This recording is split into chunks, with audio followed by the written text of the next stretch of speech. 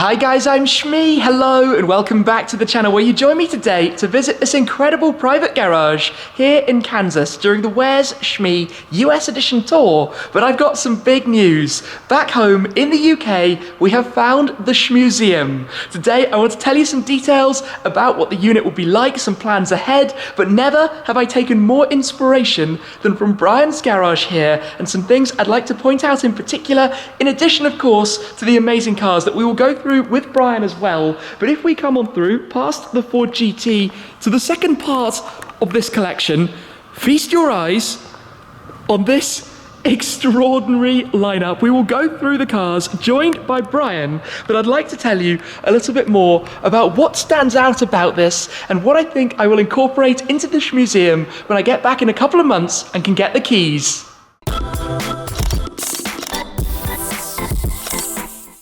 For probably the best part now of, I would say, a year and a half or maybe even 2 years, I've been looking for the right location to turn into my garage, and I have now found it. I've been to look at countless different options, from barns to industrial estates, commercial warehouses, even an underground garage, but I have now found the Shmuseum, which is located just outside of London, near enough for easy accessibility, but far enough to be in the countryside for good driving roads. It's actually larger than I originally intended, which is going to be quite fun for the future as well, but it's not going to start like this. It's going to start as a bare bones with a concrete floor, with the walls, with some LED lighting, and plenty of scope as well to bring you along for the journey to transform it into, well, something perhaps inspired by Brian's garage right here, surrounded by some awesome cars. We'll take a look at those with Brian as well in a moment, but particularly looking at the different things that are around, the memorabilia up on the walls, from the skateboards to the framed artworks. Of course, we've got the lifts here as well, the Porsche logo, the different car items like the steering wheels, plenty of different cars, model cars, all sorts of bits and pieces,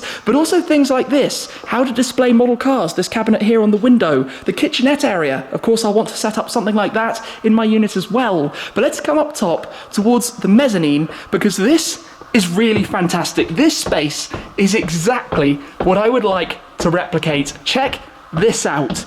How cool is this? The chill out lounge area upstairs, the view over the balcony down towards some of the cars, the pool table, the slot car tracks running around on the floor, and all of the different display cabinets filled with some incredible memorabilia, lots and lots of model cars, the Hot Wheels, the license plates, the different scales as well if we come on through, all of the cuttings, the different bits and pieces.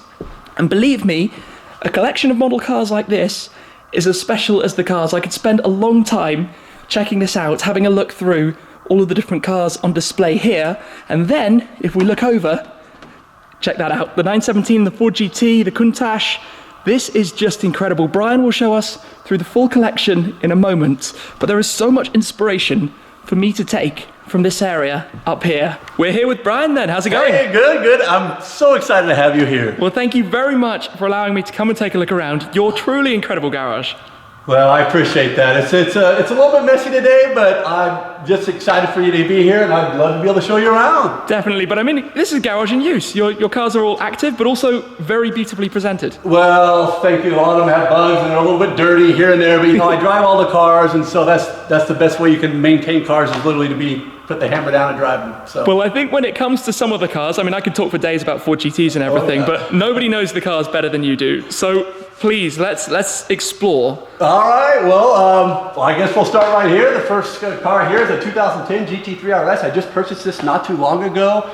Oh man, this was the launch. I believe this was the launch color of this year. I wanted one so bad, and so finally able to pull the trigger and actually buy one. So love driving this car. And what a driver's car it is. Oh my gosh, everything they say about those things is absolutely true. So we go from a newer Porsche to something a little bit older. To a loud kind of, oh boy, I don't want to say a rough rider, but this car is really, really fun. This is a true 73, not a true 73 RS, but you'll find here in my collection, you know, there's a lot of, I don't want to say fakey dudes, but there's a lot of backdated stuff, but it doesn't bother me. I've got some replicas, things like that, but I'm all about the experience. So, but yeah, the green, Viper Green 73 RS. Then my race car that I vintage race is a 74 RSR. It's got a 3.8 liter in it, and I race that once or twice every year. I'm getting ready to head to Road America here in July, so that'll be awesome. Love racing cars. I'm just standing here looking at the width of the rear arches. Oh my They're gosh. monsters. Oh, they are. Actually, I'm having a street version of this same car built because this one actually runs on pump gas because, race cars, you only get a chance to drive them once or twice every year, at least myself anyway. And so this one actually has working wipers. They're not actually bolted on. I take them off. They're a little bit better aerodynamics, but it has working headlights, everything. So I do drive this one on the street now with slicks, of course. That's cool. That's very cool. Yeah, so Countach here. This is a downdraft, 85 downdraft. Kind of when you hear about, Countach, I guess you say, it's kind of like Corvettes, kind of the 427, the big block. These were the big block of the era. So these were, when you hear about Countach that were able to hit 185 or 190, and some of them only hit 170, you're like, why is that? It's like, these were the fast ones. These were the big dogs back in the day. So, fun car. But I am tuning on this car. They always need a little finagling here and there, but they're definitely a living animal. You got to kind of treat them that way. So. Yeah. But, Ryan, believe it or not, out of all these cars in here, this might be the fastest to 60 miles an hour. Really? It weighs 200 pounds and puts out 60 horsepower. Okay. It's got a 250cc 5-speed gearbox. I built this right after college. I had no money whatsoever and I wanted to go fast. And I had a 250cc water-cooled motorcycle engine. And so I went to the hardware store and bought aluminum square tubing. You can see I actually... Sorry, my build quality is horrible, but I had no tools, so you can see where I would bend it. I literally would bolt it together. I didn't know how to TIG weld, I run golf cart tires on it because they're really cheap. You can get them basically for free at any golf course, and so you can rev it up and dump it in third gear and smoke the tires off, and it'll run nearly 100 miles an hour. So that's hilarious. It is a hoot. Stuff I can't do with these cars in the parking lot, I can do with this one. Awesome. So, anyway, this right here is a Kirkland Cobra, a 427 aluminum body. I don't know what else to say about this. This is I don't say a ballsy car, but you got to be very careful driving this thing. There's a lot of people who wreck these cars, and I didn't really kind of understand that until I finally had one. I wanted one so long, and I quickly understood how people put these in ditches very easily. So. Well, moving on, I guess we work around 930 turbo. This is an 87. As you can see, a little bit of issues here. I love to work on cars. I'm not always the best. It takes me 10 times longer than any good car mechanic. I'm sure that's not true. So I would love to say it wasn't the case, but that is actually true. So this is a kind of a longer term project. So I don't really quite understand what's wrong with it, but I'll figure it out some point. You'll find it. Yeah, I hope so anyway. So I just keep buying parts. So see what's up. So you know all about these. I do indeed. I enjoyed having a conversation about your thoughts on yours. So it was fun to kind of connect with you on this. But oh man, what do you say about Ford GT? They're just, oh my gosh. I mean, you and I are both Ford people to some extent, and these are just fantastic cars. You have more miles on yours, though. So but you've driven it. You've done some good miles yourself. It's got about 4,500 miles on it. Get ready to put that car top carrier over on the suction cups to the top. I built that. Are you going to? You're going to put the roof box on the GT? Absolutely. Actually, I designed the curvature of that thing right there. It goes right on. I've already taken up to 130 miles an hour. Somewhere. I don't know what I did about.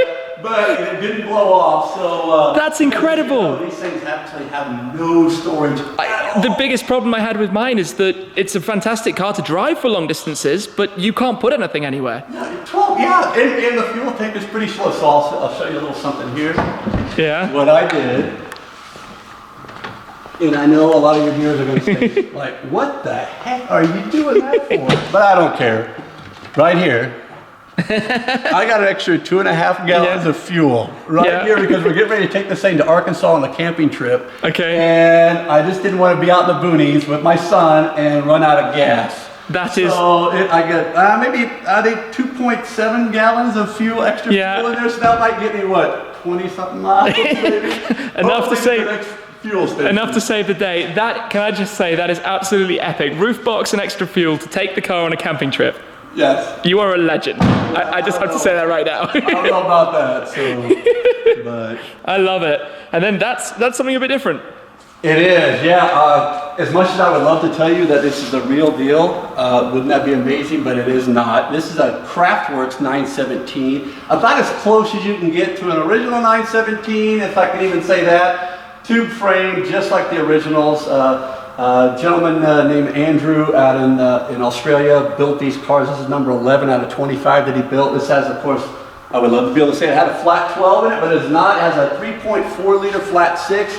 About 350 horsepower, but I drive this thing quite often. You can see it's got bugs all over everything, but it is a hoot to drive. About 1,700 pounds, 1,700 pounds. So you can take that out for a drive just on the roads, just.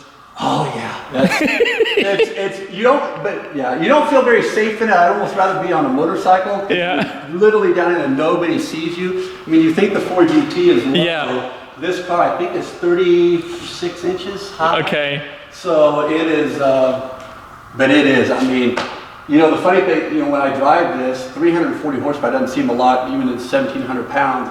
But the men, I think maybe even some women drove these that had 630 horsepower. I could at night. This boggles my mind. Every time I watch the Mans and they're getting ready to go on the Mulsanne Straight and they're passing those trees that have no barrier back in the day and they're running these things flat out, I total respect for those people who race these cars. Absolute madness. Yeah, total respect. So let's head on through. Yeah, let's head on through the corridor here and see some. All right. Wow. So I haven't really taken a proper look in here, but this is quite the variety, the mix of cars. It's a kind of an eclectic. I like anything with an engine and wheels on it. So yeah, it's a little bit of a variety in here. A lot of your viewers will recognize a lot of these cars. CLK 63 Black Series. Love these cars. I mean, I just wish it had a manual. I mean, these cars would be amazing with the manual, but slightly held back by the auto gearbox. Yes, but still, they're amazing cars. Similarly with the Vanquish, if that had a manual. Yeah. Well, there you go. Both of those. If they both had manuals, why didn't they have manuals? But yeah, I mean, you can actually put a manual in these now. It would be awesome if somebody would come out with a conversion for those. I would do that in a heartbeat. Yeah. But Aston Vanquish, one of the best sounding cars probably in here. Under load, that V12 is just, with stock exhaust, it's glorious. It's amazing. Yeah. So another recreation or tribute car, a Carrera RS.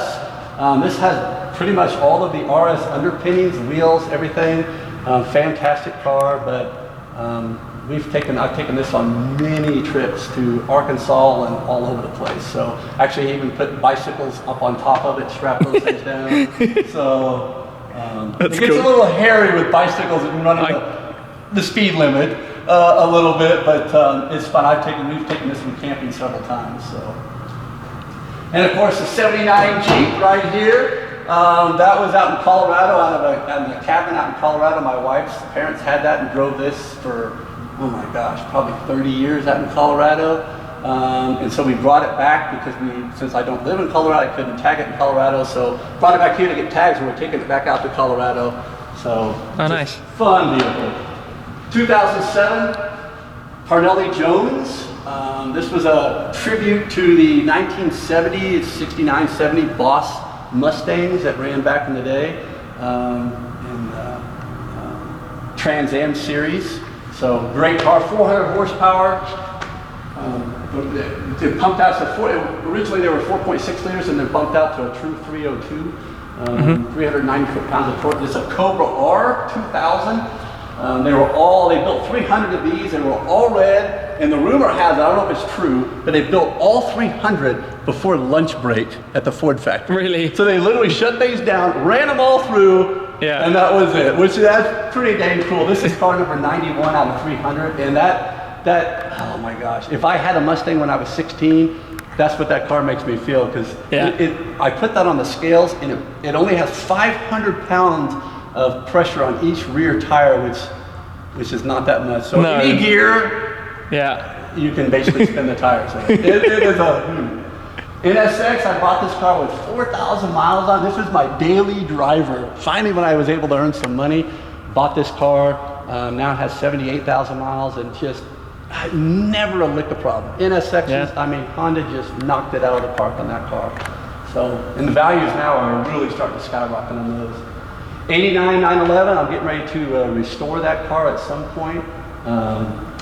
Beck's 550 Spider, I used to hate these cars, and the tops on them, they look terrible. Kind of like Hoovie's Murcielago, yeah. It looks like a toupee on the top of it, but 155 horsepower, engine built by CB, and that car will flat get up and go. I raced it against a 308 over here, and it smoked it. Yeah. So they're fast cars.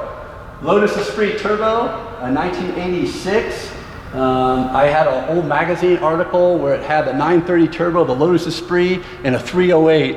And that was like the iconic shot, all red cars. And I thought, man, I want to have all three of those someday, but love the Lotus. It's actually a really fun car to drive. I don't fit very well in it, but it is a fun car. The turbo spool up. It's pretty quick for only 215 horsepower. Yeah. So GT3 RS.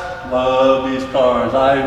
Orange with 2007, great car. We've taken this one. It's funny how Porsches seem to be the choice whenever we go camping. My son and I, who's 11, we just grab our bags, sleeping bags, tent, bicycles, load them on, and we go. So it's funny how it always ends up being a 911 for some reason. But well, this year it's going to be a Ford GT, so we'll keep our fingers crossed. Yeah. So, Miata, I know not too exciting, but oh man, I'm telling you, for $5,000, there's nothing you can buy that's more fun. It really is not. All right, two Superformance GT40s. This is a Mark II and a Mark I. This one has both of them have 427s. This is a carbureted car. This one has the Roush fuel injected in it. It's about 540 horsepower. And this one's just shy of 600. Fantastic cars. I know they're not real, but like I said, they play the part for me, and if I could afford a real one, I certainly would, but who knows, I probably couldn't drive it on the street anyway for insurance and so forth. Yeah, these you can use. Oh, these are just great cars, and I've taken this one on several rallies, Crescent Classic Rally, taken it to Arkansas. I've loaded this thing up with so much luggage you wouldn't believe. I've been in rainstorms where the whole tub is filled with water, and so I'm sitting in water driving like in a bathtub. So, it was kind of a miserable experience, but you have to pinch yourself, and it's like how many opportunities you get to do stuff. Oh yeah. So 85 308 GTS, quattro valve. I love these cars. Really, I just got done doing a bunch of work to this car. Super reliable, easy to work on. I just love them. I love the way they look. Yeah. Subaru WRX STI. Out of all these cars in here, my son, the last one he'd ever want me to sell ever is this car. Yeah. It's his favorite car in here. And the interesting thing is when people come in here at that age group, 14, 15, it's like, this is the car they want to see, which blows my mind. Well, it should. I mean, I love these cars. Absolutely love them. So when they first came out with this with the 04 gold wheels, turbocharged, just amazing car. Oh, now this is a pretty rare car. This is a 5-speed 400. The interesting thing is whenever I've taken this car out, people just, out of all the cars in here, they love this one the most, which is, I just love the lines on these cars. So V12, fantastic car. Whenever we go out to eat, my family, we always load in this thing and go. You have kind of the updated. I know about these. You know all about this. So, but yeah, this is a GT350R. Absolutely love these cars. I would love to be able to get a 500 like you have someday, but this one certainly fits the bill. This is a car I'll keep my finger. I'll never have to sell. So love that car.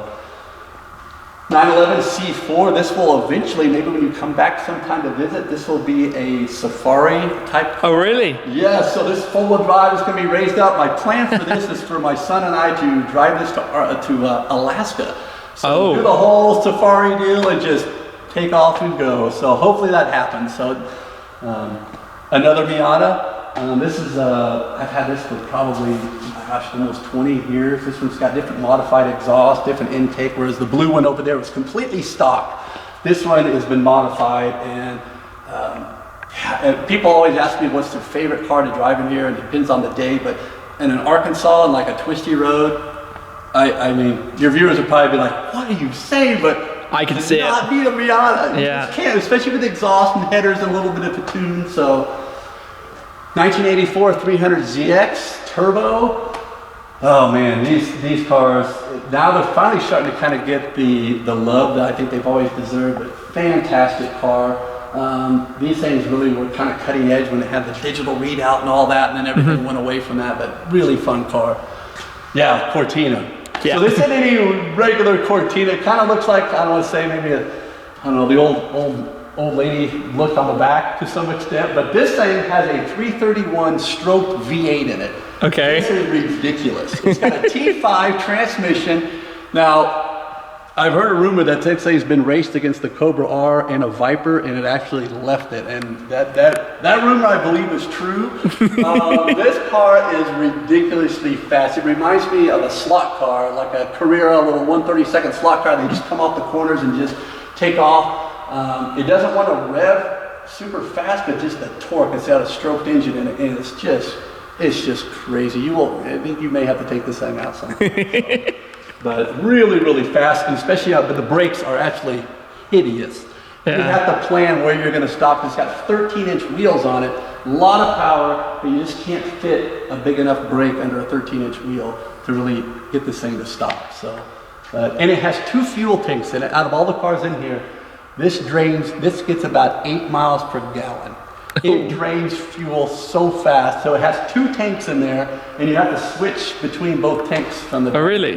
Yeah, I never realized it when I first bought it. I opened up like, why did they put 2? Oh, it must be for super long distance, touring or this or that. And then after I drove it and I ran out of gas and I had to switch over the next tank after I had gone less than like 80 miles, I realized why. Made sense. It made sense. And then moving on? All right, moving on back to the 80s. This is a 1986 and a half 928S with different exhaust. I opened up the exhaust, so now it sounds like a proper car the way it should sound. The good V8 grunt. Got a 1997 Viper GTS. The way you can tell it's a 97 and not a 96 is because I don't know if Chrysler just got lazy, but the 96s, the stripe actually goes back behind the license plate, and the 97s do not. So I don't know if it's a cost-cutting measure or what, but that's one way you can tell a 97 from a 96 GTS anyway. I love that kind of detail when you know that stuff. I'm all about that. I love that you like that as well. So, but yeah, great car. 1977 308 GTB, carbureted car. I've got a couple 308s that are fuel injected, and they're great cars. Nothing beats a carbureted car. It's great. Now, my plans for this car, I think I'm going to turn it into a rally car and actually flare the outside and put some different wheels and stuff on it. So we'll see next time you come back. We'll see how it looks. It should be a little different. 1965 GT350R, and this, like, once again, I wish this was a real one, but it is not. It will flat get up and go. This one's got a stroked engine in it, about 450 horsepower. And I put a TKO 600 gearbox in it, so it shifts really smooth, but really fun car. And this one, we always like to kind of compare speed. So this car and that the CLK 63, they are just neck and neck. Really? So yes, it's really fun to see kind of old versus new. Yeah. So 1986 Ferrari Testarossa. When I was looking for one of these, I wanted the single knockoff wheels and a single high mirror. And so great car, great long distance touring car. 1984 308 GTB. These are really in Europe, they're in London and Europe, they're not very rare, but here in the United States, nobody really wanted the hard tops. Yeah. And so, here in the States, they're pretty rare, but I just love the clean lines of the GTB Berlinetta versions. The 1985 and a half SVO Mustang, these had 2.3 liter turbos in them, so everybody out there that has their Ford EcoBoost with the 2.3s, this is, you've got this car to thank. And so Ford wanted to go SCCA racing and wanted to win and dominate, and I believe this was the first Mustang to ever get four-wheel disc brakes because they needed to put, I think they're 12-inch or 12.3-inch front rotors, which seemed big back then. Now that's nothing. There's parking brakes bigger than that. So, but great fun car to run. So right here we've got our 1992 911 964 Carrera 2. Once again, it seems to be the theme of going camping. Whenever I come to a 9/11, camping memories come back. But we just got done taking this one to Arkansas. You can see I actually put on mud flaps on this. We did a little bit of off-roading, and so. But yeah, great car to take anywhere, really. To take anywhere. And oh man, Renault Turbo 2. Oh, I have a soft spot for these cars. There's some cars that it take you back to your childhood. You remember the first time you saw a car, and I remember the first time I saw a Renault Turbo 2, had a little Matchbox car of it. It was one of my favorite cars. Something that will never be repeated ever again. When the engine's inside, you won't see that again. Well, I guess Renault did have the phase 1 and the phase 2 versions of this later on, but that's something these are just iconic. The fun thing about this car is it's a momentum car. You got to keep that turbo spooled up because they just have no power down low, and all of a sudden, bang, they hit. And it's a fantastic car to drive, especially on a good curvy road. This is a 1980 Lamborghini Countach LP400 S2. I have S1 wheels or Bravo wheels on this car because the original wheels, you just have to be careful because they will develop cracks. And I was like, so I bought some aluminum reproduction versions and had them painted. But this is a great car. This is a car that I bought a long time ago and thought I'd never spend that kind of money on a car. And I paced and finally my wife was like, just do it because you're just going to go nuts if you don't buy a Countach. So I did. Thank goodness I did. Thank my wife for that. And this is a car that's just, the history behind this car, the color, it's one of those colors that's like love it or hate it. Yeah. So back in the day, this car was on eBay for like $40,000 or something. I had no money. I think I had $8 in my checking account. And I was like, one day I'm gonna find that car, and I still have the images off my computer of this car being up on eBay. And finally I tracked it down and bought it. Needed a lot of work, as any Lamborghini or especially Countach needs. But I had to do full engine rebuild, suspension, all that stuff. But it's just an iconic car, and I love it. I absolutely love it. It drives quite a bit different than the downdraft in there, so. We missed one in the middle? Oh, we did, yeah, saving one of the best ones here. So this is a it's backdated to look like a 1976 934 Turbo.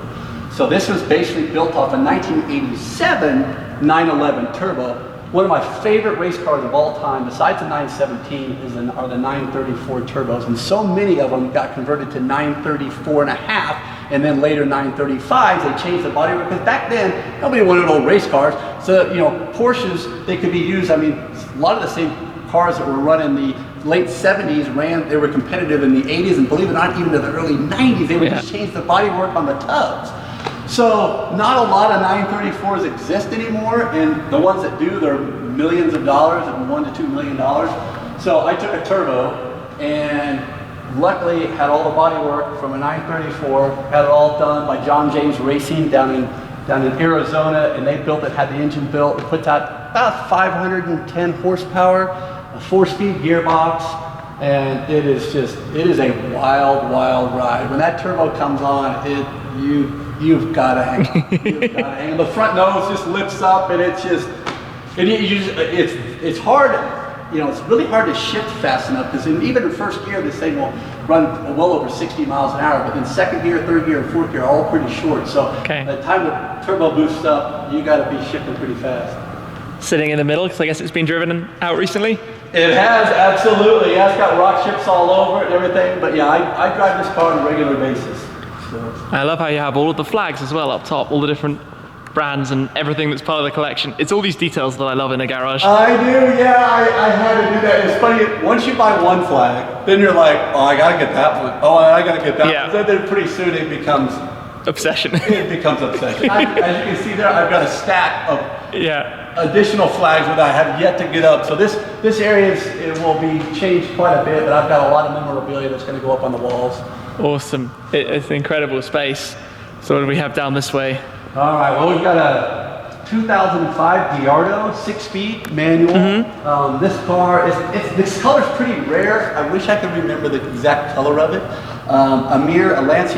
Arancio Amir, I believe is what the color is. It's kind of a flat orange. A lot of them were Arancia Borealis. Yep. That had more pearlescent in it, but I just, man, the right sunset, the right sunlight on this car, it's just absolutely gorgeous. And I really enjoy driving this. It's got Crescent exhaust. Yeah. I bought it with the Crescent exhaust in it. It just sings. 1988 BMW M5. I actually sold this car. I don't sell cars very often. I sold this car and I missed it so bad. I bought it back. So I don't know what it is about these cars. I just, the thing is I sold it and then all of a sudden, what do you do when you sell a car? You start watching YouTube videos and you're like, I started watching more YouTube videos of M5s and I'm like, oh my gosh, why did I ever sell that thing? So luckily the owner sold it back to me after he had done a lot of work to it, which was a huge plus. Okay. So he fixed everything that needed to be fixed. So thank you very much for doing that. So here we have a backdated car. This started out as a 1988 911 Carrera. As other things you saw here, I love to backdate, and of course I love Porsches. And so this was backdated to look like a 1973 RSR. I love race cars that you can drive on the street.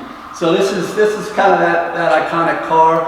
This has a 3.2 liter, so everything, you got all the niceties or amenities of an early model car, or a late model car I should say, but it looks like a 73. So love this car. We've taken this one to Arkansas on many road trips as well. Yeah.